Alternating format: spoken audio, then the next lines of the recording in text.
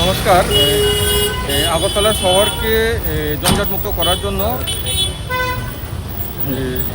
আমরা যে special drive চলছে তার অঙ্গ হিসাবে আজকে আমরা বটতলা টু পেডা চমনি এরিয়া এবং আশপাশ এরিয়া নিয়ে একটা এনফোর্সমেন্ট ড্রাইভ করছি।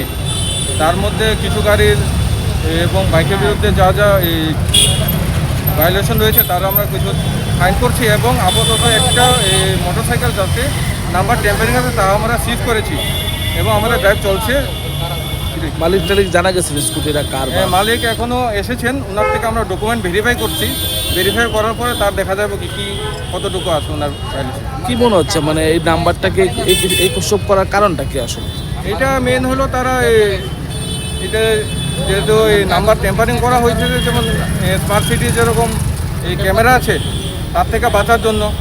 এর ফলে কী হচ্ছে যেন অনেক সময় কোনো নির্দোষ লোক যে কোনো মোটরসাইকেল বা বাইক চালাচ্ছে না ওনার বিরুদ্ধে চলে যায়। ওগুলো আমরা চেক করছি, যা যা ওনার এই ফাইন থাকবে আমরা ওটা ড্রাইভার করে তারপরে অ্যাকশন নেব।